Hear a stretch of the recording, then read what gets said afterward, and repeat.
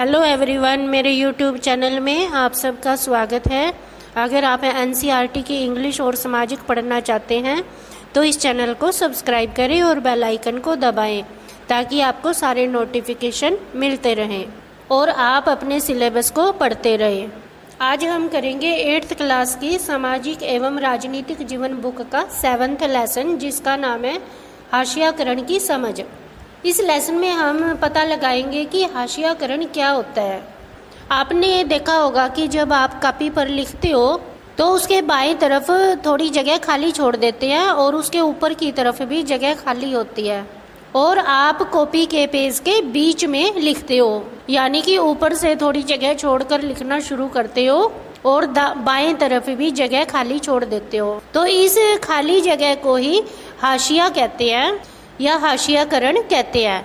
तो हाशियाकरण का मतलब होता है कि जिसे किनारे या हाशिए पर धकेल दिया गया हो, यानी कि उसको मुख्य स्थान से अलग कर दिया। और ये हाशिया सभी जगह देखने को मिलता है, चाहे आपकी क्लास हो या खेलने का मैदान हो या फिर समाज हो। आपने अपनी क्लास में देखा होगा कि अगर कोई बच्चा आपसे अलग है या जिसके रीति रिवाज आपके रिवाजों से अलग है और जिसका पहनावा भी आपके पहनावे से अलग तरह का है और जिसकी भाषा भी कोई और है, तो उस बच्चे को आप अपने ग्रुप में रखना नहीं चाहते हैं, क्योंकि आपका और आपके दोस्तों का जो बोलने का ढंग अलग है और उस बच्चे का बोलने का ढंग अलग है। उस बच्चे की भाषा भी अलग है और उस भाषा को समझने में आपको मुश्किल आती है। इसी तरह से आप जो खेल खेलते हो अपने दोस्तों के साथ, वो खेल उस बच्चे को पसंद नहीं है। उस बच्चे को भी आपकी भाषा समझने में दिक्कत आती है और इन बातों के कारण वह बच्चा अलग थलग रहता है कि आपके ग्रुप में नहीं रहता, और आप भी उस बच्चे को अपने ग्रुप में रखना पसंद नहीं करते हैं। ऐसे किसी भी व्यक्ति को अपने से अलग करना ही हाशियाकरण कहलाता है, और वह स्वयं भी आपके समूह में अपने आप को सुरक्षित महसूस नहीं करता है, इसलिए वह स्वयं भी अपने आप को आपके ग्रुप से अलग कर लेता है। इसी तरह समाज के अंदर भी कई समुदाय ऐसे होते हैं जिनका पहनावा अलग होता है और जिनके रीति रिवाज भी अलग होते हैं, जिनके त्योहार भी अलग तरह के होते हैं और उनकी भाषा भी अलग होती है। इस तरह से वो समाज के अंदर वो समुदाय अलग थलग सा पड़ा रहता है। कई बार उसकी गरीबी भी उसका हाशियाकरण का कारण बन जाती है, कि जैसे किसी एक समाज में सारे अमीर लोग रहते हैं लेकिन एक परिवार ऐसा है जो गरीब है, जिसकी आमदनी कम है, तो अमीर लोगों का जो समुदाय है वो उस व्यक्ति को अपने साथ मिलाना नहीं चाहता, क्योंकि गरीब होने के कारण उसका पहनावा भी ज़्यादा अच्छा नहीं है और उसका जीवन स्तर भी ज़्यादा अच्छा नहीं है और ना ही वो पढ़ा लिखा है, तो उसे हाशिए पर धकेल दिया जाता है, यानी कि बाकी समाज से अलग कर दिया जाता है। इस तरह हम देखते हैं कि पूरे समाज से या पूरे समूह से अलग होना ही हाशिया कहलाता है। कई बार जो समाज के लोग होते हैं वो इनके साथ बात करना पसंद नहीं करते, इनके साथ बैठना पसंद नहीं करते, तो ये लोग अपने आप को अकेला महसूस करते हैं और अपने आप को हाशिए पर समझ लेते हैं। इस तरह अलग अलग रहना या हाशिए पर रहने से उस समुदाय का पूरा विकास नहीं हो सकता और वह अपने ही देश में दबा हुआ सा रहता है। कई बार समाज के अंदर पढ़े लिखे लोग होते हैं जिनके पास धन दौलत और जमीन जायदाद होती है और वो गरीब लोगों को हाशिए पर धकेल देते हैं, जो पढ़े लिखे भी नहीं होते और शक्तिहीन भी होते हैं। इस तरह से जो हाशियाकरण है वो सभी जगह देखने को मिलता है, चाहे वो आपकी कक्षा है या आपका समाज है। इतना ही नहीं, देश के आर्थिक, सामाजिक और राजनीतिक जीवन में भी ये समस्या देखने को मिलती है। आगे ये एक चित्र के माध्यम से एक कहानी बताई गई है। इसके अंदर हाशियाकरण दिखाया गया है कि कैसे आदिवासी लोगों के साथ हाशियाकरण किया जाता है। इस चित्र में सोमा और हेलन अपने दादाजी के साथ बैठकर टीवी देख रही हैं और टीवी में गणतंत्र दिवस की परेड दिखा रहे हैं और इसमें आदिवासी लोगों को नाचते हुए दिखा रही हैं। तो ये देखकर सोमा अपने दादा को कहती है कि देखो, हमारे जैसे लोग हैं, नाव कितनी सुंदर है और वो ये अपने दादाजी से पूछती है कि हमारे समुदाय को इस तरह नाचते गाते ही क्यों दिखाया जाता है।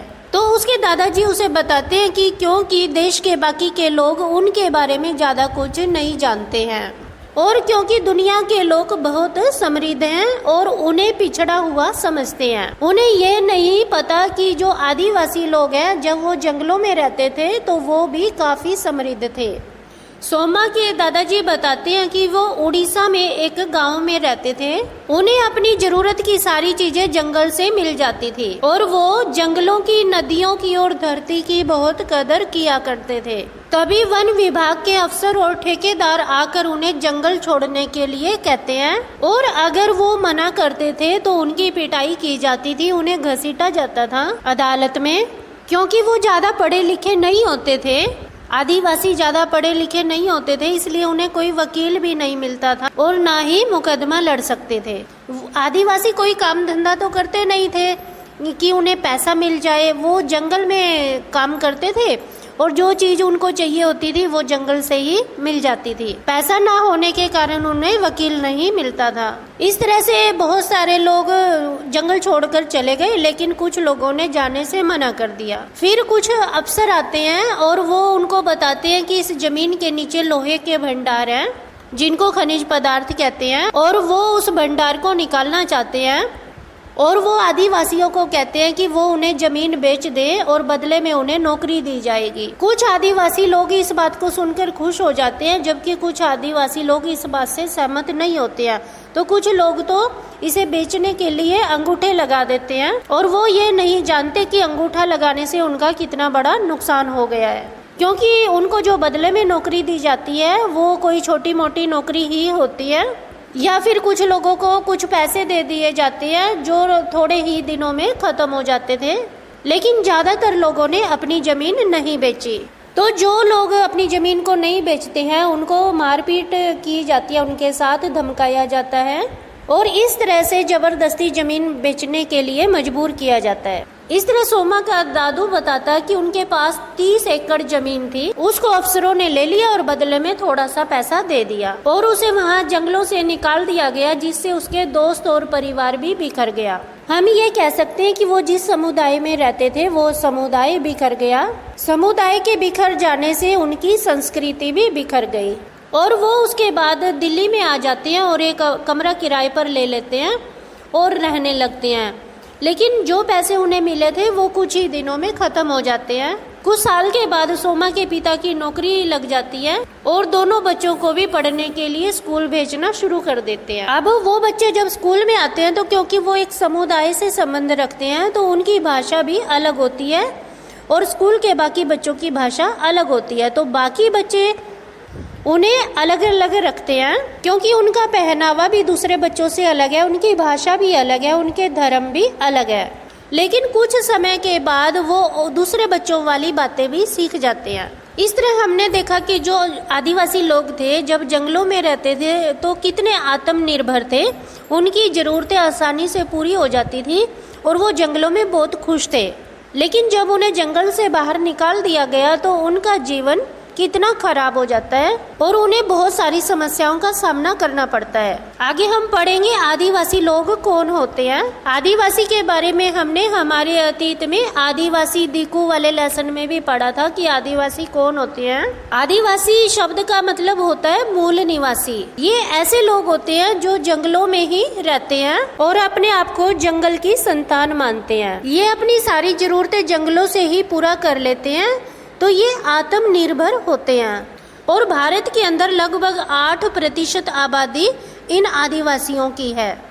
क्योंकि इन आदिवासियों को अब जंगल से बाहर निकाल दिया गया है तो ये देश के अलग अलग क्षेत्रों में मजदूरी करने के लिए आ गए हैं और जहाँ पर औद्योगिक कारखाने होते हैं वहाँ पर इनकी संख्या बहुत ज्यादा पाई जाती है, क्योंकि कारखानों के अंदर काम करने वाले मजदूरों की जरूरत पड़ती है। इसलिए जमशेदपुर, राउरकेला, बोकारो और भिलाई में इनकी संख्या बहुत ज्यादा पाई जाती है। सभी आदिवासी समूहों में एक समान जनसंख्या नहीं होती है। भारत के अंदर तो 500 से ज्यादा तरह के आदिवासी समूह रहते हैं। छत्तीसगढ़, झारखंड, मध्य प्रदेश, उड़ीसा, गुजरात, महाराष्ट्र, राजस्थान, आंध्र प्रदेश, पश्चिम बंगाल, उत्तर पूर्व के अरुणाचल प्रदेश, असम, मणिपुर, मेघालय, मिजोरम, नागालैंड और त्रिपुरा, ये जितने भी राज्य हैं इनमें आदिवासियों की संख्या बहुत ज़्यादा है। अकेले उड़ीसा में ही 60 से ज़्यादा तरह के जनजातीय समूह रहते हैं।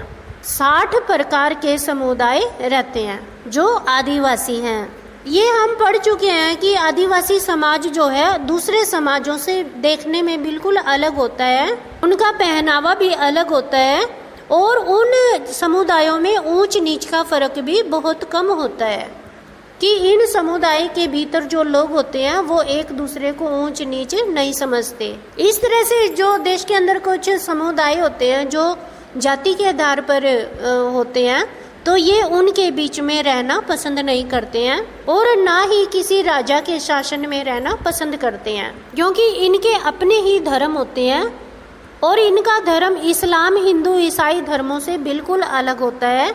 इनके देवी देवता भी अलग तरह के होते हैं। ये या तो अपने पुरखों की पूजा करते हैं या गांव या प्रकृति की पूजा करते हैं। ये ज्यादातर पर्वत, नदी, पशु आदि की आत्माओं की पूजा करते हैं। इनको आत्मा समझते हैं, गांव को भी आत्मा समझते हैं और पर्वत, पशु, नदी आदि को भी आत्मा समझते हैं और इनकी पूजा करते हैं। क्योंकि अभी इन्होंने जंगलों को छोड़कर दूसरे स्थानों पर रहना शुरू कर दिया है, तो जिस स्थान पर भी ये रहते हैं तो वहाँ पर दूसरे धर्मों के लोगों की संख्या ज़्यादा होती है और इनकी संख्या कम होती है। तो दूसरे धर्मों के लोगों की संख्या ज़्यादा होने के कारण उनके रिवाजों का असर इन समुदायों के ऊपर भी पड़ा है। यही कारण है कि 19वीं सदी में बहुत सारे आदिवासियों ने ईसाई धर्म को अपना लिया था। इन समुदायों की भाषा भी अलग होती है। ये ज्यादातर संथाली भाषा बोलने वाले लोग होते हैं। इनकी अपनी पत्र पत्रिकाएं निकलती हैं और इंटरनेट पर भी इनकी अपनी पत्रिकाएं मौजूद होती हैं। जब मैगजीन के अंदर किसी समुदाय की तस्वीर दिखानी होती है तो इनकी तस्वीरें इस तरह की दिखाई जाती हैं जैसा कि इन चित्रों में दिखाया गया है। इनकी तस्वीरों में ये इस तरह से सजे हुए होते हैं, लेकिन देश के लोगों की ये धारणा बन गई है कि ये लोग इसी तरह से रंग बिरंगे और पिछड़े हुए रहते हैं, जबकि देश के बाकी के लोग जो हैं उनकी असली जिंदगी के बारे में कुछ नहीं जानते हैं और वो गलत फहमी का शिकार हो जाते हैं और वो यही मानते हैं कि ये आदिवासी लोगों का जो पहनावा है वो पुराने किस्म का है और पिछड़ा हुआ है और ये अपने आप को आकर्षक बनाने के लिए ऐसे रंगीन कपड़े पहनते हैं। आदिवासियों के ऊपर ये भी आरोप लगाया जाता है कि ये अपने आप को आगे नहीं बढ़ाना चाहते, कि अपने समुदाय का विकास नहीं करना चाहते हैं। ये पुराने रीति रिवाजों में ही रहना चाहते हैं, जबकि बहुत सारे समुदाय ऐसे हैं जो अपने आप को बदलना चाहते हैं और अपने आप को विकसित करना चाहते हैं। भारत के जंगलों के बारे में तो हम पहले भी पढ़ चुके हैं कि भारत के जंगलों से हमें बहुत सी मूल्यवान चीजें मिलती हैं। जो सबसे मूल्यवान लकड़ी होती है, इमारती लकड़ी, वो भी जंगलों से ही प्राप्त होती है। इसके अलावा कई तरह की जड़ी बूटियां और पशु जानवर भी जंगलों में पाए जाते हैं। इन्हीं जंगलों से बहुत सारी नदियों को लगातार पानी भी मिलता है। इतना ही नहीं, जंगलों के कारण हमें ताजी हवा मिलती है और पानी की जरूरत भी पूरी होती है। 19वीं सदी के आखिर तक देश का बहुत बड़ा हिस्सा जंगलों से ढका हुआ था और 19वीं सदी के मध्य तक जंगलों के एक विशाल भाग पर इन आदिवासियों का कब्जा था और इन आदिवासी लोगों को जंगलों के बारे में काफी समझ होती थी, काफी ज्ञान होता था इनको सभी पेड़ पौधों के नाम या जड़ी बूटियों के नाम याद होते थे। तो हम ये कह सकते हैं कि जब ये समुदाय जंगलों में रहते थे तो पूरी तरह से आत्मनिर्भर होते थे और ना ही ये किसी रियासत के अधीन थे और ना ही ये किसी राजा रजवाड़ा के अधीन होते थे, बल्कि राजाओं को जब किसी मूल्यवान लकड़ी या जड़ी बूटी की जरूरत होती थी तो वो इनके पास आते थे या इनके ऊपर निर्भर होते थे। इस तरह से हमने देखा कि जो हमारी सभ्यता है उसका विकास होने में जंगलों का महत्वपूर्ण योगदान रहा है। ये भी क्वेश्चन आता है पेपर में कि जंगलों से हमें क्या क्या प्राप्त होता है, तो इसका उत्तर आप समझ गए हैं, आप लिख सकते हैं। इस तरह हम देखते हैं कि जो आदिवासियों का पुराना इतिहास था तो वो कितना समृद्ध था जब वो जंगलों में रहते थे। और वो कितने आत्मनिर्भर होते थे। लेकिन आज उन्हें देश के अंदर शक्तिहीन और कमजोर समझा जाता है और पिछड़ा हुआ समझा जाता है। जब वो जंगलों में रहते थे तो शिकार भी किया करते थे, और जैसा कि हमने इतिहास के आदिवासी दिकू लेसन में पढ़ा था कि वो स्थान स्थान पर घूमते रहते थे जंगल में ही, कि एक जगह खेती करते थे और अगले साल जाके किसी और जगह पर खेती करते थे। इसी तरह उन्हें पूरे जंगल की जानकारी रहती थी। हालांकि इनकी कुछ परंपराएं आज भी कायम हैं कि ये आज भी ये एक स्थान से दूसरे स्थान पर घूमते रहते हैं, लेकिन 200 सालों के अंदर इनका जीवन काफी बदल गया है, क्योंकि ये शहरों में जाकर किसी कारखाने या उद्योगों में मजदूरी का काम करने लगे हैं, तो ये आजकल एक स्थान पर टिक कर भी रहने लगे हैं। लेकिन ये उस स्थान के जो महत्वपूर्ण समुदाय होते हैं उनसे अलग थलग रहते हैं, या वो समाज इनको अपने से अलग रखता है, तो ये हाशिए पर ही रहते हैं। और ना ही आज के समय में इनका जंगलों पर कोई नियंत्रण है और ना ही जंगल तक इनकी पहुंच है। झारखंड और आसपास के इलाकों में रहने वाले 1830 के दशक में बहुत सारे समुदाय के लोग मॉरिशस, कैरिबियन और यहाँ तक कि ऑस्ट्रेलिया में भी चले गए हैं। भारत में असम में चाय का उद्योग है, जहाँ पर 70 लाख से ज़्यादा आदिवासी रहते हैं। इस तरह जंगलों को छोड़ने के बाद लगभग 5 लाख आदिवासी लोग तो मौत के मुंह में चले गए।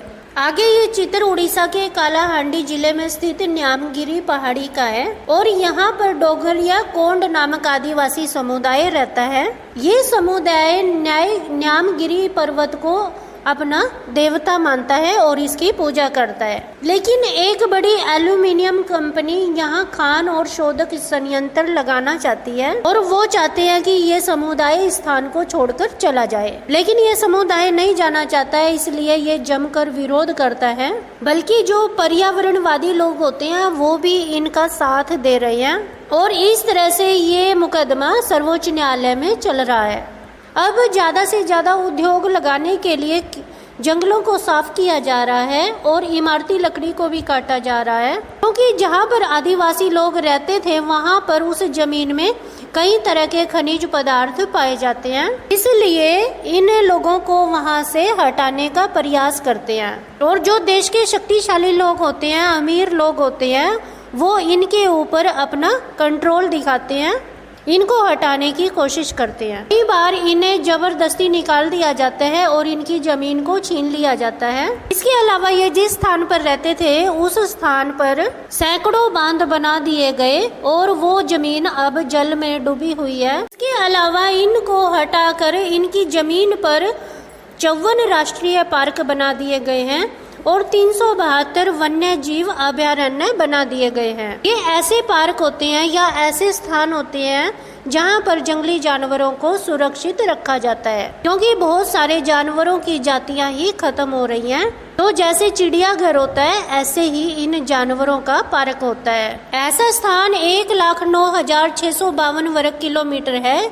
ऐसे स्थान पर पहले ये लोग रहते थे, लेकिन अब वहाँ पर कुछ और बना दिया गया है और इन्हें वहाँ से उजाड़ दिया है, यानी जंगलों से बाहर निकाल दिया है। और अगर ये अब जंगल में जाने की कोशिश करते हैं तो इनको घुसपैठिया भी कहा जाता है। ये इधर बताया गया है कि ये जब जंगल में रहते थे 10,000 तरह के पौधों का इस्तेमाल करते थे, 8,000 प्रजातियां दवाइयों के तौर पर इस्तेमाल करते थे, 325 प्रजातियां कीटनाशकों के तौर पर और 425 प्रजातियां गोंद रेजिन डाई बनाने, डाई क्या होता है जैसे रंगना डाई करते हैं, और 550 प्रजातियां रेशों के लिए इस्तेमाल करते थे। इस तरह से कुल 10,000 तरह के पौधों का इस्तेमाल करते थे, यानी कि इनको जंगल में उगने वाले सभी पौधों की बहुत अच्छी जानकारी थी। और जब इनको जंगलों से बाहर निकाल दिया गया तो ये सारी जानकारी ही खत्म हो जाती है। आगे हम पढ़ेंगे कि इनकी संख्या अल्पसंख्यक है और देश के दूसरे समुदायों की संख्या बहुसंख्यक है। ये हमने इसी किताब के दूसरे पाठ में पढ़ा था, धर्मनिरपेक्षता की समझ में, कि जो बहुसंख्यक लोग होते हैं वो अल्पसंख्यकों को दबाने की कोशिश करते हैं, कि जिन समुदाय के लोगों की संख्या ज्यादा है वो कम संख्या वाले समुदायों को दबाने की कोशिश करते हैं और इनका हाशिया कर देते हैं। ये खुद भी उनके बीच में अपने आप को सुरक्षित महसूस नहीं करते, इसलिए ये उस स्थान को छोड़कर चले जाते हैं। और भारतीय संविधान भी इस बात को मानता है कि जो बहुसंख्यक समुदाय की राय होती है वो अल्पसंख्यक को माननी पड़ती है, और ये लोग अपनी संस्कृति को बचाने के लिए किसी दूसरे स्थान पर चले जाते हैं, क्योंकि बहुसंख्यक के बीच में इनके साथ भेदभाव होता है। कई बार इनका मजाक भी उड़ाया जाता है, जिससे ये अपने आप को सुरक्षित महसूस नहीं करते। तो क्या इन लोगों के पास अपने आप को बचाने का कोई तरीका नहीं है? हम जानते हैं कि हमारे देश के अंदर कानून का शासन है जो संविधान के द्वारा दिया गया है, और इस कानून के शासन का मतलब ये होता है कि ये कानून सभी के लिए बराबर हैं और सभी लोगों को इन कानूनों का पालन करना पड़ेगा। और अगर कोई व्यक्ति किसी के अधिकारों को छीनता है तो वो अपने अधिकारों की मांग के लिए न्यायालय में जा सकता है और अपने अधिकारों को वापस ले सकता है। तो अगर किसी समुदाय को ये लगता है कि उसके अधिकारों को छीना जा रहा है तो वो न्यायालय में जा सकते हैं और अपने अधिकारों को वापस ले सकते हैं। आगे हम पढ़ेंगे मुसलमान और हाशियाकरण। 2011 की जनगणना के अनुसार भारत की आबादी में मुसलमानों की संख्या 14.2% है। मुसलमानों को भी हाशियाई समुदाय माना जाता है, क्योंकि दूसरे समुदायों के मुकाबले उन्हें सामाजिक आर्थिक विकास के उतने लाभ नहीं मिले हैं जितने कि दूसरे समुदायों को मिले हैं। ऐसा कि हमने पिछले लेसन में पढ़ा था कि जो मुस्लिम लड़कियां होती हैं वो कम पढ़ी लिखी होती हैं, जबकि हमने उसका कारण भी पढ़ लिया था कि वो पढ़ना तो चाहती हैं यदि उनके आसपास कोई स्कूल हो, लेकिन ज्यादा दूर स्कूल होने के कारण उनकी लड़कियां पढ़ नहीं पाती हैं। इसी तरह से ये 3 सारणियां दिखाई गई हैं। इसमें बताया गया है कि मूलभूत सुविधाओं, साक्षरता और सरकारी नौकरियों के हिसाब से मुस्लिम समुदाय की स्थिति कैसी है। इन तीनों सारणियों को देखकर हम पता लगा सकते हैं कि कौन से समुदाय के लोग सबसे ज्यादा पढ़े लिखे हैं और कौन से समुदाय के लोग सबसे कम पढ़े लिखे हैं। तो सबसे कम वाले में मुस्लिम समुदाय ही आता है। तो 2005 में मुसलमानों के विकास के लिए एक उच्च स्तरीय समिति का गठन किया और इसके अध्यक्ष न्यायमूर्ति राजेंद्र सच्चर थे। इस समिति की रिपोर्ट से पता चलता है कि जो मुसलमान समुदाय है वो दूसरे समुदायों के जैसा है, जैसा कि हमने जंगलों में रहने वाले समुदायों के बारे में बात की थी कि वो उनकी तरह ही पिछड़ा हुआ है और शिक्षित भी नहीं है, पढ़ा लिखा भी नहीं है, इसलिए इनको हाशिए पर रखा गया है। इनके हाशियाकरण के और भी कई कारण हैं, जैसे इनके रीति रिवाज अलग तरह के होते हैं, इनका पहनावा भी अलग तरह का होता है कि ये लंबा बुर्का पहनते हैं, लंबी दाढ़ी रखते हैं और फैस टोपी पहनते हैं, जिससे ये अलग तरह के दिखते हैं। जबकि भारत के जो दूसरे समुदाय हैं उनको ये निशानियां अच्छी नहीं लगती हैं, इस कारण इनको अलग नजर से देखा जाता है और हाशिए पर रख दिया जाता है। ये कह सकते हैं कि देश के बाकी समुदाय इनके साथ भेदभाव करते हैं और गलत व्यवहार करते हैं। इस लेसन को पढ़कर हमें समझ आता है कि हाशियाकरण एक बहुत बुरी समस्या है, जिसे निपटने के लिए कई तरह की रणनीतियां, साधन और सुरक्षाओं की जरूरत है। सरकार को चाहिए कि इस समस्या का समाधान करने के लिए कोई नीति बनाए। ये बात ठीक है कि हमारे देश के अंदर विभिन्न समुदायों के लोग रहते हैं और ये विभिन्नता हमारे देश की एक विशेषता है, लेकिन इस तरह से कई समुदायों को बाकी के समुदायों से अलग कर देना अच्छी बात नहीं है, जिससे इनका विकास रुक जाता है और इनको विकास के सभी संसाधन भी नहीं मिल पाते। इसके अलावा ये लोग भी अपने आप को विकसित करना चाहते हैं, क्योंकि कोई भी लोग जो है ज्यादा लंबे समय तक एक ही स्थिति में रहना पसंद नहीं करता है, और ये लोग भी देश की प्रत्येक वस्तु पर अपना अधिकार रखते हैं और इनको अपना विकास करने का भी अधिकार है। तो जो सच्चर समिति रिपोर्ट बनाई थी, उन्होंने मुसलमानों के बारे में जो गलत फहमियां हैं लोगों के अंदर, उनको उजागर किया है। और ये कहा जाता है कि जो मुसलमान है वो अपने बच्चों को मदरसों में ही भेजना चाहते हैं, और आंकड़ों से पता चला है कि केवल 4% मुसलमान अपने बच्चों को मदरसों में भेजते हैं और 66% बच्चे सरकारी स्कूल में और 30% बच्चे निजी स्कूल में पढ़ते हैं। इस तरह से हम देखते हैं कि अगर इनको उचित अवसर मिले तो ये भी अपने बच्चों को पढ़ाना पसंद करते हैं। तो हम सभी लोगों को सोच समझकर इस हाशिएकरण की समस्या को समाप्त करना चाहिए ताकि सभी समुदायों का विकास हो सके। यहीं पर हमारा ये लेसन समाप्त हो जाता है। अगर आपको लेसन समझ आए तो वीडियो को लाइक ज़रूर करें, और अगर अभी तक आपने ये चैनल सब्सक्राइब नहीं किया है तो सब्सक्राइब कर लें और बेल आइकन को दबाएं ताकि आपको सारे नोटिफिकेशन मिले। मैं इस डिस्क्रिप्शन में बाकी के पाठों की लिंक भी दे दूंगी और आप उन की भी वीडियो देखें और उन लेसन को भी समझें। All the best.